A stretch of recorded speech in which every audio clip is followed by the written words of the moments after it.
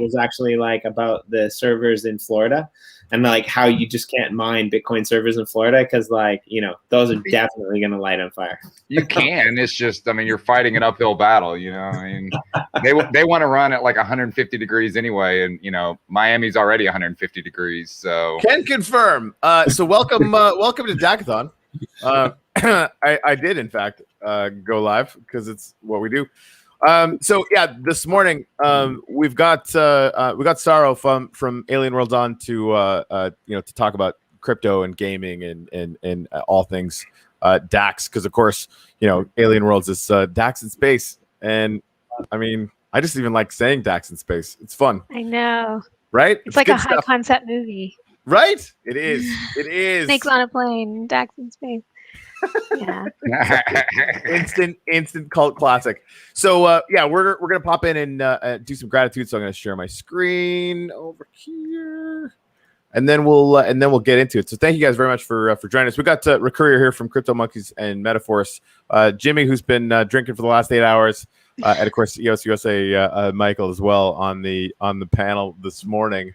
I just wanted to show you guys, this happened to be where I am in the world. You know, the Greek dudes that are running the Discord channel. This is I just really want to go and like live their plot is insane. Like they've got a Minotaur. Yeah, and a maze. Like this is a whole like an actual maze. No, that's not a maze. That's a labyrinth. I'm sorry, a labyrinth. That's where the term came from. I think was the whole Minotaur. So that's why I think you'd offend them if you called it a maze. Well, I don't want to offend anyone by getting the maze thing wrong. That's pretty cool. So Yeah, which area is that? So that's the Discord group. They're all it's a bunch of Greek dudes running a Discord because I had no clue how to do it, and so they decided to do it for me. It was awesome. Nice. Is there not like 2 areas that are run by a bunch of Discord? Sorry. Are there not 2 areas that are run by a bunch of Greek dudes, or is it only the Discordia? I think only one that I am aware of, but so the Minotaur plot, is that the same plot that has Hackathon on it and those? Yeah. Okay, yeah, that's an amazing build. I didn't realize that they had done the Agreed. All right, Saro, you are the guest of honor this morning. What are you grateful for? What am I grateful for? Oh, okay. Well, I'm grateful for my family and in particular for my boyfriend. Yes, we're having a kind of anniversary today, so I'm grateful for that. Congratulations. Thank you, Saro's boyfriend, because like yeah, the spending time with like a bunch of random people that you don't really know on your anniversary, that's next level. You nailed it. I also just changed my camera source, so I'm hoping that will have been okay. I thought I was on the webcam, but you're still smiling, and I'm not really sure whether you're frozen or smiling. I think you're frozen now. I'm just frozen in time. It'll come back. Well, I was gonna say, like most people, when you get frozen, like when I get frozen, it's like this, and like, but you like, you know, it's background. That's got to be one of the most photogenic. You know, yeah, it was like that doesn't even look real. Anyway, so that worked out. All right, EOSUSA Mike, what's up? I am thankful for hot water. Okay. After a week and a half, I finally got that damn thing fixed. Nice. Immortalize that on blockchain forever.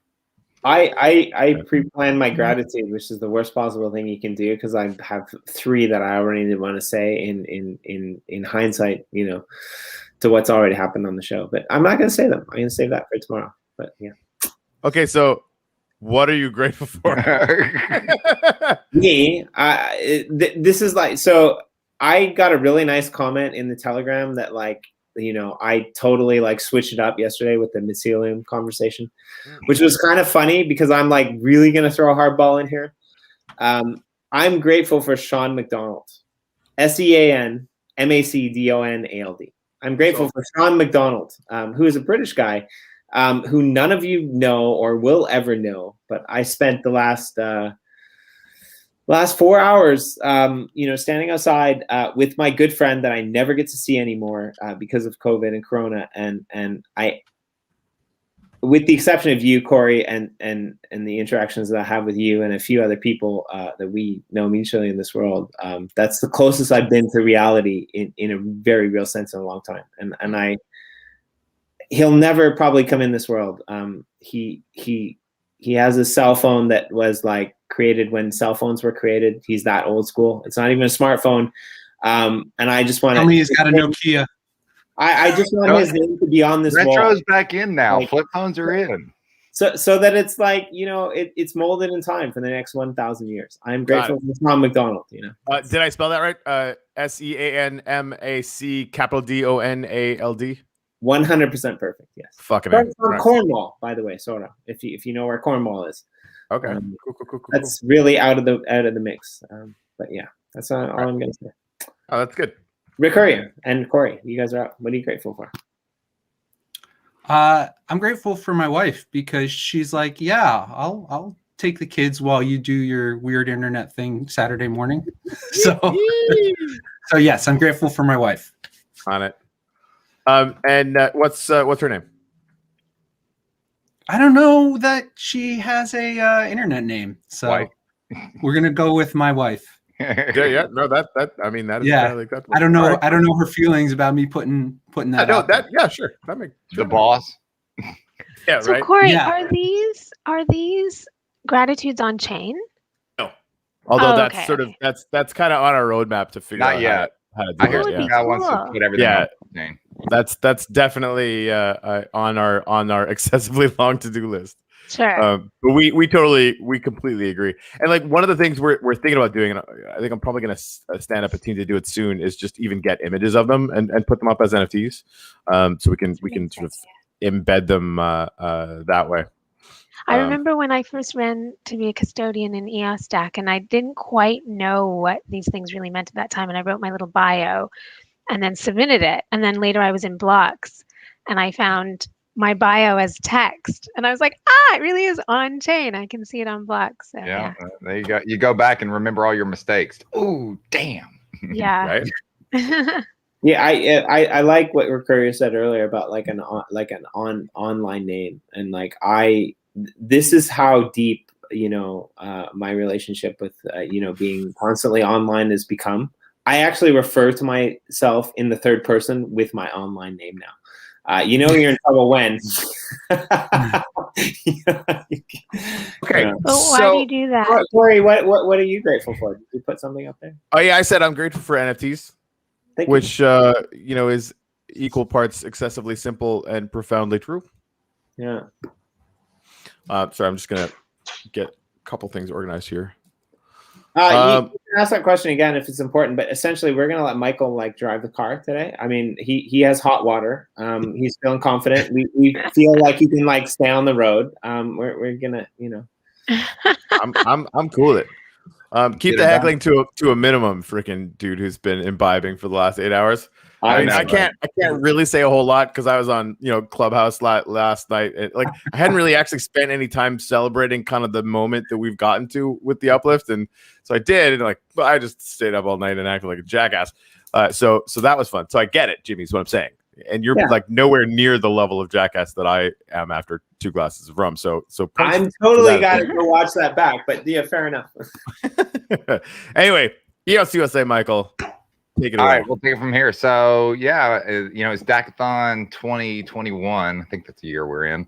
So we're kind of celebrating all things DAC, and actually yesterday started off with giving an award out to Alien Worlds, one of the recent games that's been released and on the Wax blockchain, and really intricate aspects of DACs and DAOs. And so all this week, we're kind of celebrating and having people on that are related to the Alien Worlds crew. And this morning we've got Saro from DACOCO, right? Isn't that how y'all say that? Yeah.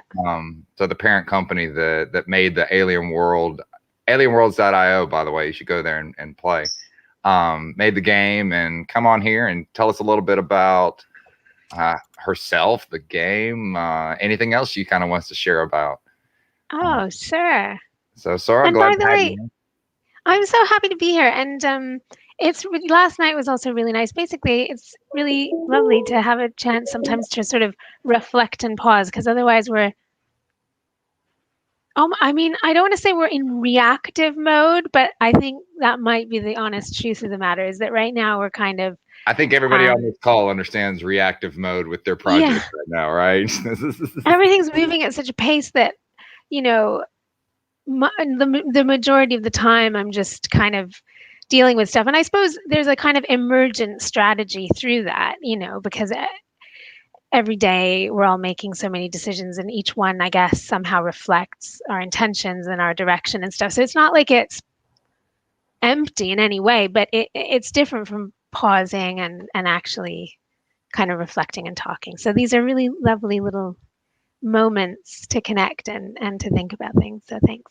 Well, thanks for taking the time to do it. So yeah, yesterday we had I think Lisa calls them a fireside chat. So had all sorts of people from the community calling in and asking questions directly, and got to hear a little bit from all the team, or most of the team members, we'll say that. So maybe we'll start off with, give us a little bit of background about, I don't know, who DACOCO and EOSDAC, and kind of the magic of your company.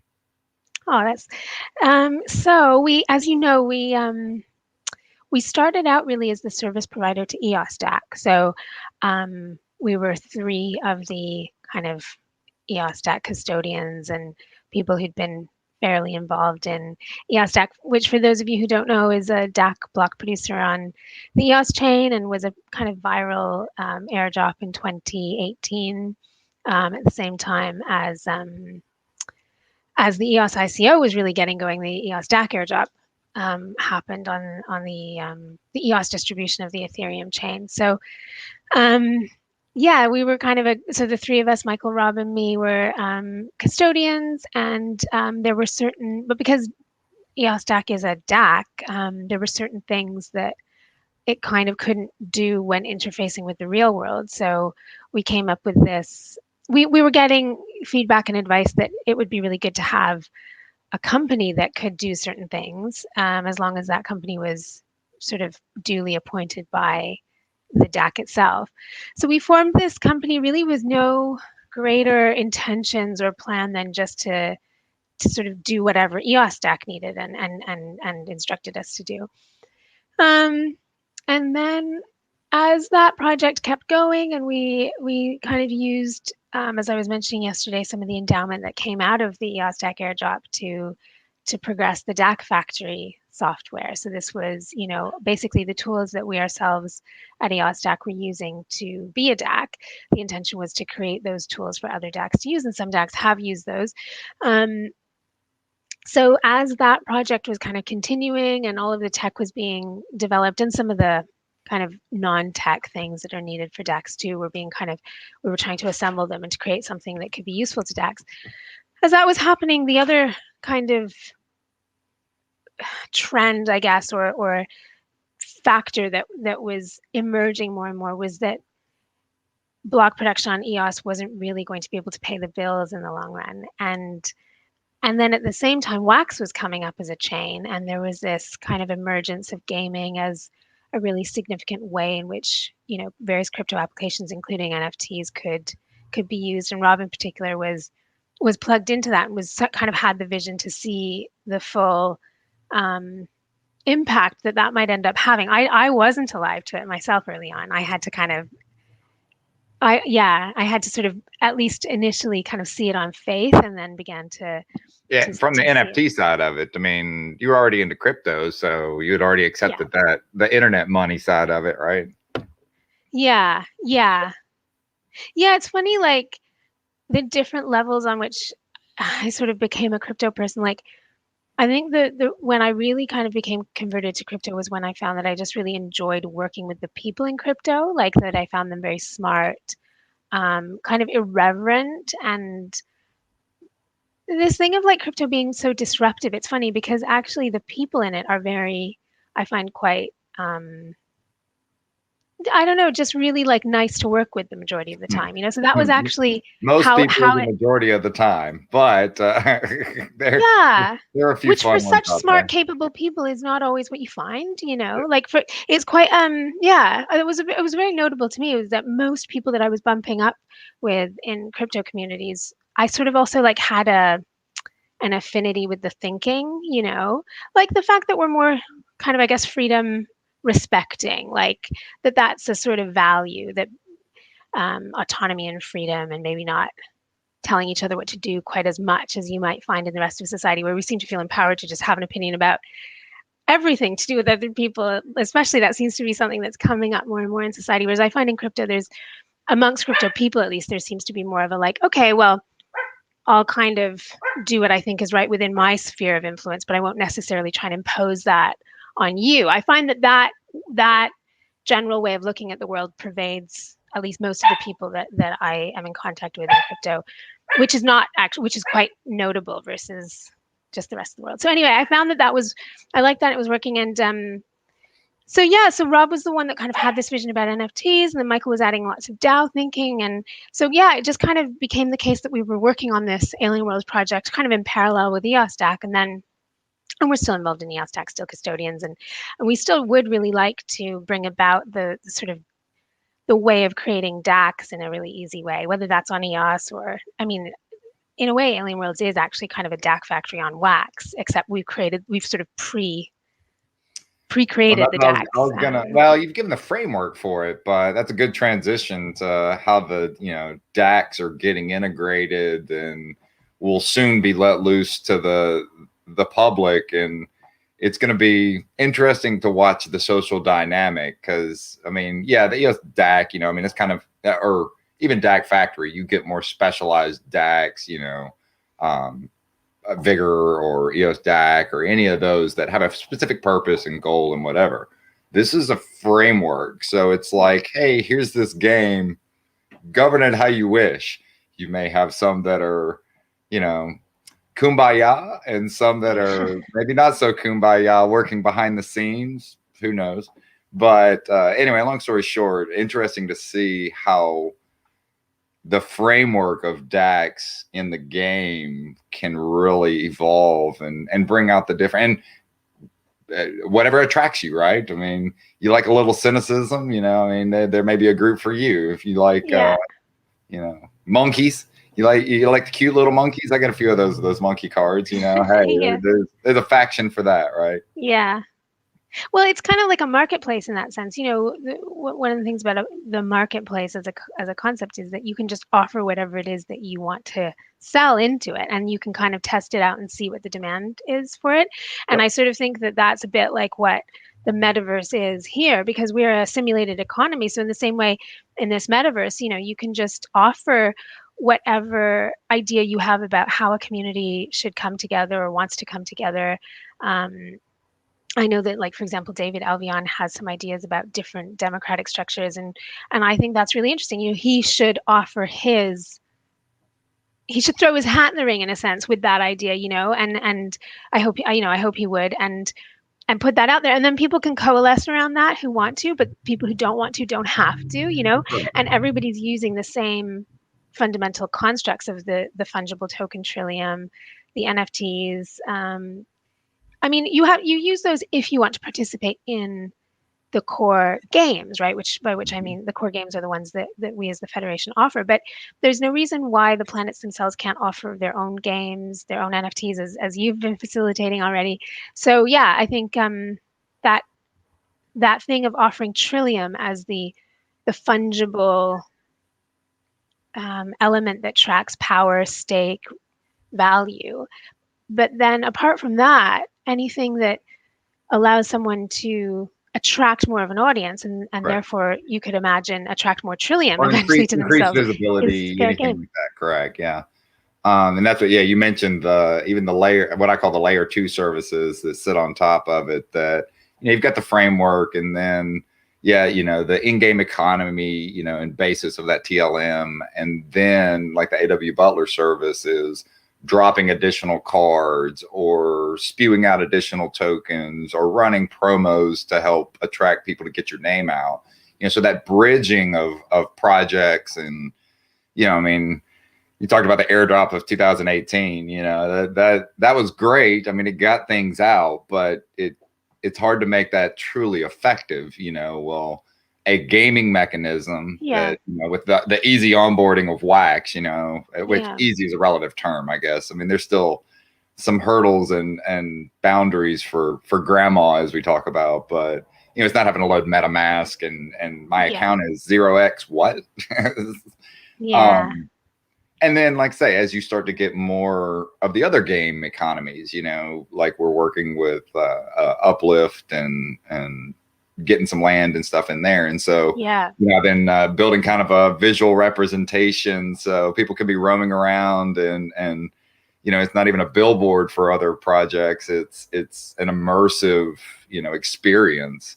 So where it's heading is crazy.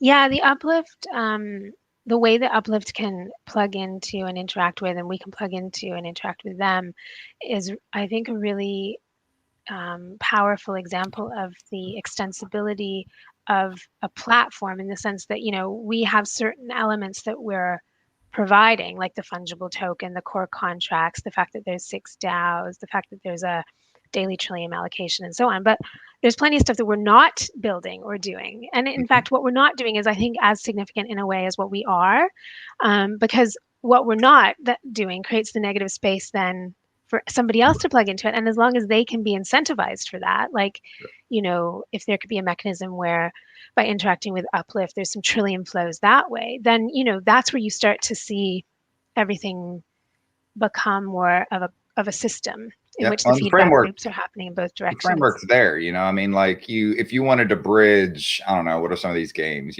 Call of Duty and something else, you'd have to get Sony or whoever, drives that to build that framework.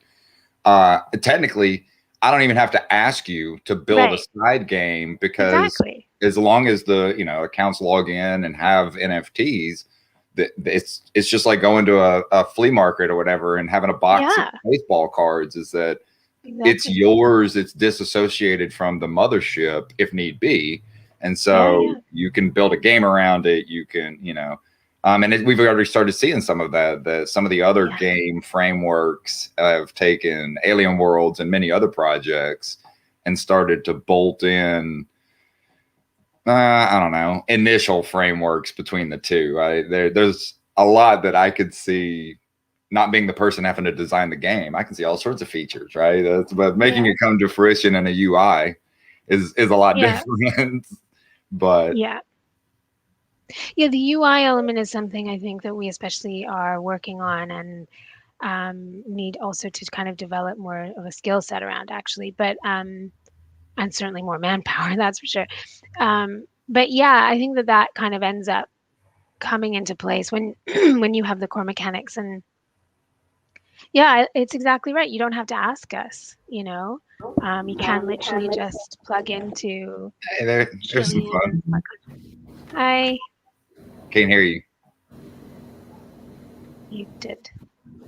Nope. Still muted. Nerd. Okay, got it. There we go. I really wanted to let you guys focus, because that was good stuff. But talking about the integration or whatever, that's kind of why Recurrier is here, because EOSA, Michael, and obviously on the Alien Worlds kind of mega platform or whatever, Crypto Monkeys has been doing, frankly, really amazing things with that kind of thing. So I wanted to let him pop back in here and sort of be part of that conversation. I hope that's okay. Absolutely. So that's, I know that y'all on the Crypto Monkey side were able to drive the numbers like through the roof. Everybody's like, why? Because it was Neri. What was it? One of the planets that it was associated with. It was just skyrocketing, and everybody's like, that just goes to show. Because I mean, y'all did marketing effort, but I mean, y'all weren't just giving away $100 bills. Well, I don't know. Y'all probably did give away a couple of digital $100 bills, but point is that you were able to get a massive amount of traction, visibility. Yeah. So first off, I mean, the Crypto Monkeys community is a special type of community in that the whole distribution method for both Banano and Crypto Monkeys is free distribution. They're not sold anywhere. You just send them out into the world, and then the market finds its price for it. and it's an ongoing distribution. Every new card that comes out, they get sent out. And so there's been an effort very much to figure out, how do you reach new audiences? How do you grow your community? How do you get cards out to more people so that the card distribution itself becomes decentralized? So you don't have like this small group hoarding all of the assets.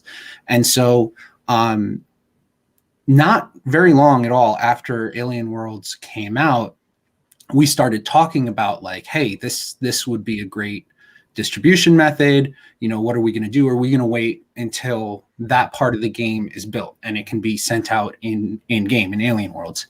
And we said, well, you know, let's not wait. We're just going to go for it, and we'll do it all manually, which is labor intensive for sure. And then we'll get the ball rolling. So the land acquisition happened. So I helped with that in the beginning.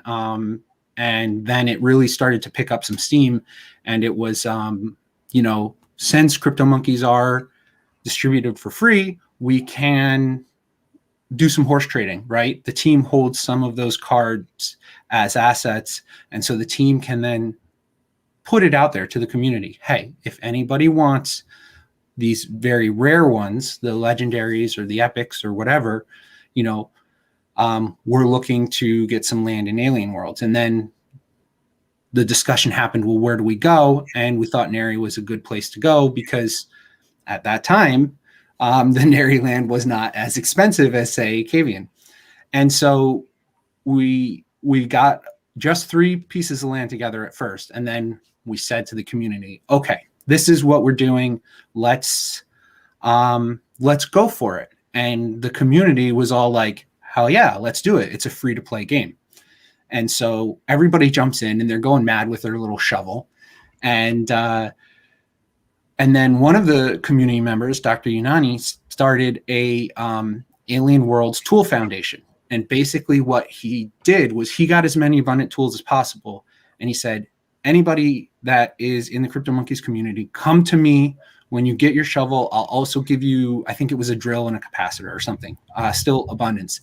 And as soon as you mine a set of those for yourself, just give them back to the foundation and we'll just let it grow. And it was totally like a grassroots thing. And as it started to get traction, we were like, all right, let's start staking to Neri. Let's reward staking to Neri. And then more people wanted to get involved and more people wanted to get land. And that's when you started seeing, even after like a week of it being out there, like staking took off and whatever. And then other Neri landowners started approaching the team and being like, how can we help? We love what you're doing for Neri. Like, how can we do this? How can we be a part of this? How can we help? And it just took off. And it's all, I think a lot of it is because of that, the general mentality of the CryptoMonkeys community. It's made of people that are collecting, you know, these free cards, and it's a very community-minded group of people. And it's amazing, you know, these cards that get distributed for free. You know, one of them just sold for $2,000 at auction. So they've found a value in the market that I think is above and beyond what had initially been anticipated. Because when CryptoMonkeys started in September, they're like, cool, we'll make some few cards and give them out to people, and we're going to see what happens, you know? So, and this is... I have a bunch of questions. Can I ask you a question? Absolutely. Because but I actually haven't heard the story of how you guys started to, you know, mine on and be mine on Neri and be involved. Yeah. How, like, were you looking at different, because I know you also have a lot of other activities outside of Alien Worlds. So when you were looking at Alien Worlds, were you looking at other things, and what made you decide to start engaging with Alien Worlds? I think it was parallel thinking from a bunch of us. I myself had seen what I thought Alien Worlds could be. And so I came into this space a little bit from Upland. So that's a whole metaverse type thing, and grew into this NFT space and the metaverse space, and I see potential in those metaverse type projects where there's lands and things like that. So I was into it early with the early path drops with Alien World, and was very lucky in that regard.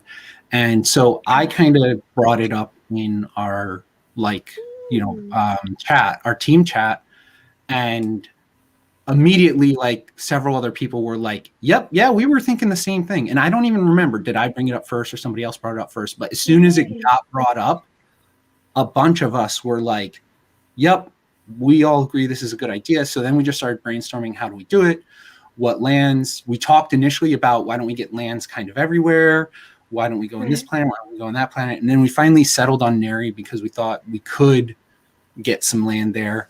And had no intention of like, we're going to go out there and be the biggest planet. We're going to, it was just like, this will be a fun thing to do. And it'll open up a distribution method for crypto monkeys to reach a new audience, to decentralize the collection more. Because that's a major, major goal, to decentralize the collection. That's why like they're given out on Twitter. They're given out from Publish OX articles, at any kind of method we can find to get it out and wider. We just give them away to people and then exactly, and let the market do what the market's going to do. And so we thought it was a great idea, and we made the decision not to wait for the mechanic in the game, because we know those types of things take time can to take develop. a long time. And that ended up being a great decision. I think it got way more traction, way faster than we expected, and that staking to Neri took off. And then, once you're in it, you're like, we started something here. We got to go for it. So now we're sitting there talking about like, I mean, we've built up Neri. Now we owe it to the community to take this as seriously as we can. And so now it's like, it's embedded in the whole Crypto Monkeys culture. And we have in our Discord, there's chat areas dedicated to mining. And then we have like mining admin areas where we talk about, what's our next step? What are we going to do? How do we talk about collaborations and blah, blah, blah. And then as that stuff was taking off, we started talking to Michael about the collaboration. And that was really interesting to be a part of as well, because we threw a bunch of different ideas out there and we pulled a bunch of the Crypto Monkeys IP and we're like, how about this? How about that? And we had a couple ideas at first that everybody liked, but Michael had said like, I like it, but that's not a perfect fit exactly for the Alien World's lore. And maybe this would be a better type of tool, or this would be a better type of weapon. And we ended up landing on what we landed on. And then there was a lot of like, yes, we've got to name it with this little quirk that's specific to the alien or to the Crypto Monkeys lore. And so there was some back and forth there. And then what rarities are we going to have? And we didn't want them to be like all super rare. We didn't want them to all be super common. And so there was a lot of back and forth. It was a really interesting conversation. To be honest, I was not like the artists were talking primarily, and I gave additional input, and others gave additional input. But there's really that core team at Crypto Monkeys that is the decision makers, and it was really enjoyable. Where do you mainly like? Are you mainly a Discord community? Like separate otherwise? Yeah, so we have a Telegram, we've got a web page, we've got all of that stuff. But yes, the main action goes on in Discord. There's a very big Banano community in Discord, and there's a very big Crypto Monkeys community. And that's another one of our distribution methods, because in Discord, it's very easy to build in a lot of bots. And we actually have a drop bot. So if you I'm sure we can talk. So if you do something that's really great in general for the community, or if you make a really funny meme, or you just do something that's noteworthy, there's just a command that there's just a couple of the core team that have the command, but they just type it in monkey drop, and then you're DM'd a link from an atomic drop. So you just get a link, you go to it, and you claim it. And there is a pool, and that pool has all kinds of stuff in it, mostly CryptoMonkey stuff. Sometimes when we do partners, there'll be some of that stuff thrown in there. So we had some, at one point we had some Hodl God packs and some other stuff. And then there's a weighting to that pool, just like it would be in a pack opening. So there's a bunch of commons, there's a bunch of uncommons, and there's less rares. And like in a pool of thousands of cards, there might be like 1 or 2 epics in there that you could just be lucky and you get the monkey drop and you get like a really great card. So it's kind of like being gifted a single card pack. You don't know what you're gonna get. Because there's a probability associated with it. Yeah. Yep. And so That's you just cool. get We have a what you're going to get. And that's a really great distribution method, because it also encourages people to interact. It makes the community active. There is a reward for being a productive and helpful community member. And anybody that joins the Discord, there is a introduction. You go in, you introduce yourself, you say, "This is me. I found CryptoMonkeys from wherever." Yeah. A little bit about yourself, and then that gets you your first drop. Your introduction gets you your first CryptoMonkeys card, and then from there, you just engage and do what you want to do. In December, we had a Santa bot in the Banano Discord, and if you there was a certain amount of engagement that you had to do during the day, so you couldn't just come in and claim it. But if you put together 30 messages or something, whatever, then it would say, yes, you're an engaged community member today. And then you could ping the Santa bot, and you would either get Banano or you would get a CryptoMonkeys card. And then there was a very slim chance you could get Cole, just because there's got to be some downside risk. Yeah. Well, and it's a 31-day long month. Like, if you get a reward 28 of 31 days, you're doing pretty good. So that's like abundant failure morals, right? You got to fill it with something. Yeah. So yeah, I think the cards that we ended up coordinating with Michael and came out and been mined, I think those are really fun and interesting cards. The community is collecting those. They see value in those. And so it connects those two worlds. So there are some people from alien worlds that have discovered CryptoMonkeys, and they're like, oh, this is cool. I'm down with that. Yeah. And there's a whole bunch of CryptoMonkeys people that possibly, but very likely, would not have the same level of engagement with alien worlds if it weren't for this. And I think that's amazing. And I think that collaboration idea is amazing. That's one thing that I see in this space that has drawn me so much more into this space than the crypto space, because I've been in crypto for a little while, and it can be very tribalistic, and that disappears so much more in this collectible space, because everybody just wants to be a part of everything, and there's much less argument like my thing is better than your thing, and I'm a crypto-maximalist. Compete as much. You're not competing for the same audience. You're melding the audiences together, right? Yeah. And, hey, well, if you're here, why don't you get a little exposure here? Or what do they call it? Oh, go ahead. That's what I think needs to happen in crypto at large for it to be successful. People need to realize that there's never going to be one chain that does everything for every person. Just like there's not one company that sells every material or good that you need. It's like, I don't know, Amazon's getting close, but I get what you're saying. But they're a reseller. They're not a manufacturer, right? They're just a reseller. They're basically an exchange, right? Sure. You go and you get stuff that somebody else made. But Nike makes shoes, and this other company makes produce, and this other company does this, and the world exists because there's many different companies all doing what they're really good at doing. And once crypto figures that out and stops the tribalistic and the silo idea, and just says like, yeah, this chain's like super good for DeFi, this chain's super good for NFTs, this even in the NFT space, this is an awesome chain for collectibles. This is better for this other type of digital good, because eventually everything's going to be a digital good.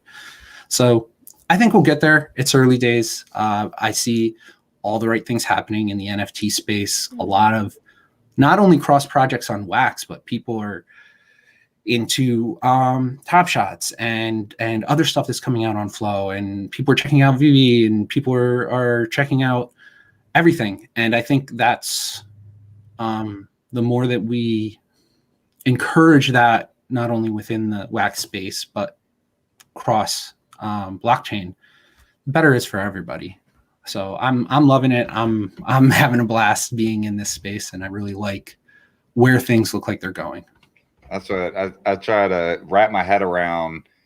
I think I was saying this in the channel earlier, is I play games for a living now. Yeah. You know, I mean, you know, the block producer, it's a whole different one now. I fix servers that are on fire for a living, really. But yeah, I mean, with it being such a gaming, you know, interface space, you know, that's becoming the focus of a lot of our, you know, efforts and path. Yeah. And do you talk about, you know, the mainstream adoption? Yeah, when grandma, probably not that grandma would be playing Minecraft, but when grandma can go and play a game, and you know, with maybe some other cards or something, you know, that came out, whatever, but to just be able to log in through a browser like Wax Cloud Wallet and, you know, play a game free of charges and $50, I want to do something, you got to be kidding me, right? And then even bridge over and be like, all right, well, I'm ready. I need to give Sonny Boy a 20. And I don't know, you know, just envisioning it, triggering a Bitcoin bridge, you know, because Bitcoin's the digital gold, you know, that everybody accepts. And it's bolted straight into PayPal. So now all of a sudden you can, you know, very easily through, you know, simple bridges of these blockchains, make the experience to the end user be, I don't know. I played this game. I whacked some blocks. I walked around an alien and you know, uplift or whatever. And I hit this button, some ones and zeros fired off. And now I have a balance in my PayPal, you know, and then go to Amazon and buy something from somebody else. But yeah, they won't realize that it went through Wax and, you know, maybe even had a little bit of side chain or whatever. And then ultimately bridged over to Bitcoin. And then obviously into the more financial, right? Yeah. Yeah, I think that's the path, and we'll get there. I'm excited about it. We'll see. What is 2021? I mean, by 2022, we'll have DAOs in space. Oh, wait. Yeah. So it's exciting. I know, you know, I think after the crypto monkeys, so there was, you know, in the beginning, they had the cabal, right? And that was that got a lot of traction and is doing very well. And there's a fun little rivalry there. The factions, and actually that's a great segue. We've got a fireside chat with Ted this afternoon about talking about some factions and yeah, I don't know, the evolution. Yeah, I think that's super cool. But the cabal, it was very planned and very focused. Like the lands came out and they had a plan and that worked awesome. And they're very dominant in the space. And then what happened with Crypto Monkeys happened. And I think it was a little bit proof of concept that a community could be like, okay, well, we're just going to go for it on our own. Right. So then all of these other communities is like, well, if these crazy monkeys that give away cards for free all over the place can do it, we can do it. And then it started, well, we're going to go after Magor and we're going to go after this planet. And then it created all of this competition and all of this staking competition. And I think it helped, not that it was exclusive, but it helped kickstart that kind of economy and that economy, because the game within a game almost, you know, yeah, I mean, it's not even a full. Because, I mean, everybody thinks, you know, a game, I want to go play another game. No. I mean, you're gaming the game itself. You know, even like the leaderboards or, you know, just mine and get a random lottery ticket. Or, I don't know, did you hear, or you may not know, yesterday, I think they were talking about, there's Pi Day. You know, tomorrow's Pi Day. Yeah. And so it's a competition to see who can mine the closest to Pi and when the Oh, right, Pi Day, yeah. Oh, Right. that's That's hilarious. really fun. like I say, is I mean, even more, and I mean, knowing the mechanics of things, but, oh, okay, whatever. No, that's a real difficult thing, I mean, with the moving, with the tools, so I was like, whoa, that's just a whole nother. I mean, it's almost shooting up into the air, but Ted, he's going to strategize it and probably make a spreadsheet. But anyway, so those are interesting. Even not somebody had to develop a smart contract or build some platform or whatever. Yeah. Came, and I mean, a few web pages pop up here and there, to provide data, but it's all on chain, like you talked about earlier. It's there and it's always there, and the courier and the crew can be like, oh yeah, and like what we do, it's all there. You just take it and start assimilating it and grind it through, and but it doesn't have to be shared. Call of Duty data doesn't get shared with anybody else. Well, Alien World data is free for the world to see. Matter of fact, Yates wrote an API to make it easier. But yeah, so, I think that's the power of any kind of like blockchain system, is that because it's transparent, is that is what unleashes other, especially when there's some kind of an incentive to get involved, then people will get involved, I had to try to explain. I had a guy that said, yeah, give me some crypto for whatever we needed from him. And so I gave him like $250 worth of whatever. And so I was sending him links to blocks, showing him the transactions. And he was like, oh, that's cool. Can only you see this, or can everybody see this? And I was like, we have to talk about what the concept of blockchain is, my man. I mean, it's not a bank account. That's the whole point. Oh, it's funds, it's a tangible or whatever, but the whole point is, your checkbook is out there for everybody to validate, right? So anyway, but it was the whole kind of he asked me, he was like, can everybody see this? Yes, forever and ever. Yeah. So. It's great. It's a great, it opens up a lot of people's minds and ideas to just trust what's going on and understand what's going on. And anytime you're doing anything, you're like, well, how do we know what you're saying is true? And the ability to just be like, go check it out. I'll link you to the transaction. Here's the account name. Check my account history. Check anything you want to check. It's all out there, right? Isn't that what they say? Yeah, but the other thing is it cuts off a lot of shenanigans, right? Because it's transparent, it's really easy to identify when somebody's not doing the right thing. That's what I've had to step in on a few of these. They'll do some over OTC trades or something like that. And I remember one in particular. Somebody sent some tokens and was supposed to get a pack or something back, and or maybe it was the other way around. They sent an asset and they were supposed to get some tokens back, and the atomic asset, the API was lagging or whatever wallet it was, and so he didn't see it show up in his wallet or whatever. And of course refused to pay the guy because he's like, I don't see it, And so that, this guy's like, oh, admin, can you please help me? So he says, I paid for it. All right, give me your account. So I go and I look and I'm like, oh, so you sent him this asset, exact number, whatever at this time. And he's like, yes, I did what I'm supposed to do. And so I just sent him a link and I was like, look, just so you know, I mean, you have those funds. I'm not sure why you don't think, but he was like, oh, I'm so sorry. My wallet wasn't showing it to me. So I didn't think it was there, but it's very easy to go to the Block Explorer and, their dispute resolution is greatly simplified. You have to know where to go, and we've got some way to evolve that, but that was just a great example and worked out well that, immediately the guy was like, oh yeah, you're right. My bad, man, and immediately sent it, and everybody sang Kumbaya. So, that's one thing I got to say about the wax space and the really the EOS space is the Block Explorer with blocks is really one of the best I've seen. It's very, very good, and it strikes an amazingly good balance between getting to the nuts and bolts of the tech while still keeping that thin layer of a GUI over it and making it so Syed, it's I remember Syed talking about that. He has always strived in, load speed and simplicity, although it's got crazy complexity. To grandma, you look at it and her mind blows. But compared to, a power tool like EOS Voter, Anchor's obviously much better and user friendly and whatnot. But that's what I try to explain to people is you have to understand that was built as a Swiss Army knife.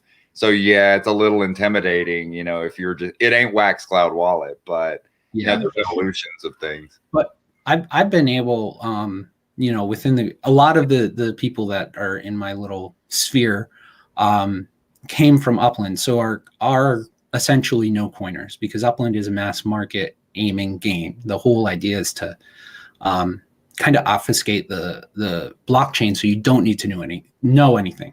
Correct. And then from there, it was a pretty easy step to go from Upland to Wax Cloud Wallet. And then as they get more involved, they want to know more. They want to understand what goes on. And there's been a couple things where I was like, oh yeah, you can't do this on Atomic Hub because they haven't built the GUI for it yet. But it's not too bad. You just go in and you work directly with a smart contract, and then people lose their mind, and then people go and start reading documentation, and they're like, I've got to write this script, I've got to write that script. And I'm like, just hold on, let me send you a Zoom link. And I get them on Zoom and I share my screen, and I'm like, no. It's like 4 clicks. Correct. Blocks and building that. Go to blocks, type in atomic drops, click the contract, and then see that thing that says create drop. Yeah, you're there. And then people are like, oh dude, I had no idea. So well, what we did with the community, even with Alien Worlds, there was that UI quirk where you couldn't set the same tool to multiple slots. And it was really the UI thing. It was more than allowed in the contract. And so set bag, that was, then it just became like, just search set bag, because it was, a general, all right, log into blocks. Of course, Wax Cloud Wallet, boom, done. And then go to the contract, go to set bag.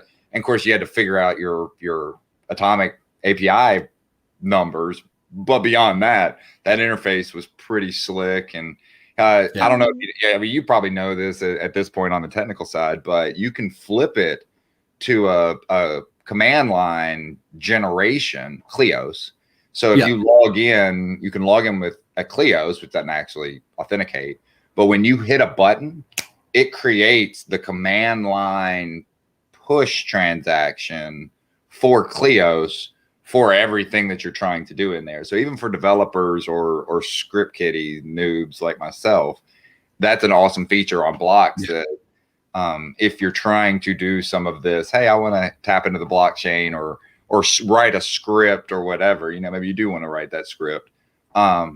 It's cool to be able to know that feature's out there once people see it. Anyway, I don't know. I guess it's 10 o'clock. I know Corey and them have an hour show. I don't know if they want me to probably wrap up. Got a few things want to recap on for what's coming up in the day, but this has been so much fun. Thank you. Yeah, I think I'm just doing some grinding work in the background and stuff like that. But I'm having a blast listening to you guys. I think that interplay between Crypto Monkeys and Alien Worlds, that always sort of just gets my attention, because that kind of thing is where a lot of this is going, and it's going to be fascinating. But did you have Michael? Did you have any other questions for Saro? Kind of get more into the Alien World stuff, because if you guys want to hang out, I'm good to go if you guys want to go longer. Well, we've got several sessions coming up. Saro, anything else you wanted to drop out there? I'll kind of recap some of the upcoming stuff.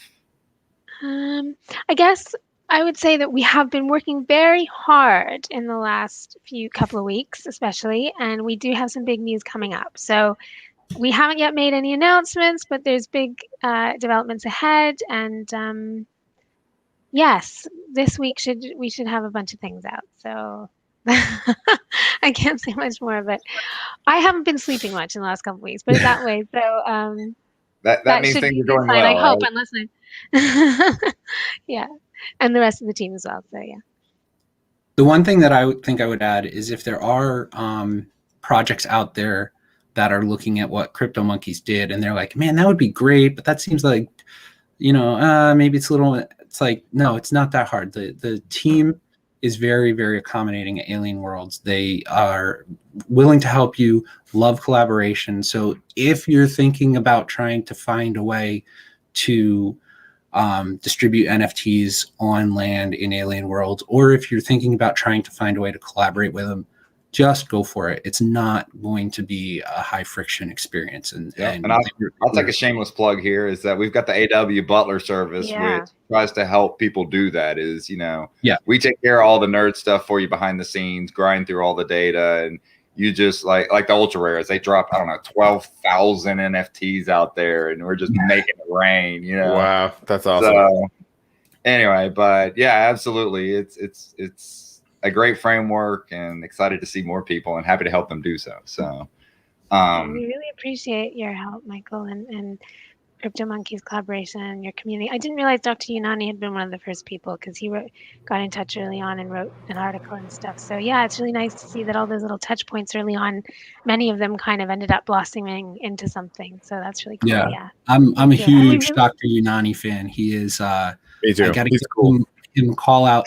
He is out there to help anyone and everyone, and he very, very nice gentleman, very nice man. I've been on stream with him, very accommodating, and he's a lot of fun. He's genuinely excited to be involved and to be helpful, and to just get engaged. So, you're gonna interact with him on the uplift. He's helping to run. Not helping to run. I mean, he's the reason the Uplift Discord exists. 100% true. Yep. And so if you have any question, if you have anything, reach out to him, and he's going to do everything in his power to help you. And if he can't do it, he'll put you in touch with the person that can. So he's a great guy. Big shout out to Dr. Unani. And I also really just want to say how much we appreciate Uplift and what you're doing. Congratulations for the huge strides that you're making, and we really look forward to being part of what you're doing. Congratulations. Thank you. What you've achieved so far. Absolutely. I mean, that's I think that a lot of it is the rising tide that's going to lift all of our boats. But it's definitely a fascinating time, and believe me, like the no sleep thing is that's real. Happening, I feel like it's happening right across the board. But it's true. Like you feel it, right? Like every hour that we spend now might be worth 10 to 100 hours at the end of the year. So it's go time, and we can sleep in 2022. That's a relaxing thought. Sorry. By the way, it will never end. No. Hopefully, NASA coming soon. Add a 1-year-old to that equation. Yeah. I got 2 little ones at home too. It's very interesting. Yes, as you saw, I had one come kick door me here a second ago. So life is good. Life is good. Thanks so much, you guys. Sorry, go ahead. Sorry. No, I was just saying thank you for the show. But go ahead, Jamie. I would second what Corey said. Like the interplay between this is really nice, and I'm going to do a shameless plug here as well. But it's not shameless. I'm actually going to actively promote this plug, in advance. But Corey and I, we started this show, right, and this channel blossomed into something very different than the show, and we're lucky to have people. Surrounded by us. Rick Courier, is an active part of this channel now with the things that he does. Michael is freaking here more than me, and we love him for it. So also I promise I wouldn't heckle too much, but Michael, you clean up nice. It was a perfect interview. I really hope that someday you get the credentials to be able to come on the show and interview other people, because it was super interesting and you guys have a really nice dynamic. Sort of. I'm a little bit sad that I never got to talk to you, but that's good for me because I usually get what I want and sometimes I don't, and this is good. So I actually want to invite you back because one of the things that Corey and I have been thinking about for our shows is having panels, and we've been thinking about ideas on how to have panels and bring people on from different variations and gaming and things like this, and this kind of got brought up like in the background on a few different places, and I think Corey might have touched on it in a couple of other places. But one of the panels that I'd like to have on the show is like, you know, women in blockchain and like how people got started. And I mean, what you answered about Alien Worlds was brilliant and awesome and amazing. But like, I just want to see like people of like minds on here. So, you know, Michael's on here all the time. Recurry is a big part of this channel. But I really want you to come back. Just, you know, beyond the DACAthon and come and entertain us with all of your wisdom, because I think it's really deep and depth, and I think it would be cool. Yeah, that'd be great. Thanks, guys. I'd love to come back. So Have a great day. I was talking about the DACAthon. Just kind of want to go over a few things of what's all coming up today. So I think in a couple hours, 2 hours, something like that. So Ted and I should be hopping on a call to talk about all the factions and some of the different groups and things that have spun up from there. So going to kind of be chatting about that. So good. He's so entertaining. Yeah, and smart. Yeah. We'll see if we can banter some back and forth, right? So Max from Crown's going to be coming on after that and talking about the future of communities and just brainstorming about, you know, some of the DACs and things you can do in this virtual space. Then kind of have some of that open discussion. That was the call yesterday, the kind of where we just all connect in, chat about different things and kind of all sorts of interesting tidbits came out. I think there's going to be some discussion about Dan's new book and maybe a challenge or something related to that. So I don't even know much about it, but tune in, stay tuned, and see if you can participate. And then getting back into the uplift side of things is, I think Corey, Greg, and probably some crews are going to start talking about some of the uplift roadmap, and I think maybe at the end of the day, even an interview with some of the elders from the Wayback Machine, right? So anyway, so that's kind of and that's all just today, you know. So we got a lot planned. So stay tuned. Look for the Zoom links and cracks me up when you say today, because like I'm ready to go to bed because like I'm on the opposite side of the planet. So like, but Corey, and also Corey, we're gonna do an AMA soon, I think, about the uplift. We want to do that. Yeah, we can do it. We can do it tomorrow, or well, tomorrow morning for you. Maybe we can just do it tonight. Yeah, and Michael, you're back tomorrow as well for our next episode on the show. Yeah, I live with you guys for the next week. I'm okay with that. Yeah, it's all right. It's all right. You can pay us in Bitcoin later. All right. Yeah. We're friends for hire. All right, guys. Thank you very much for joining us. Saro, thanks for classing up the joint, and Recurrier, thank you so much for coming in and for testing the boundaries about what the sort of open standard of Alien Worlds is capable of doing. I think that whole thing is just super fascinating, and probably kind of a way the future is going to go. So it's super awesome. Yeah, we'll see you in later, I guess. Thanks, guys. Bye. See you guys.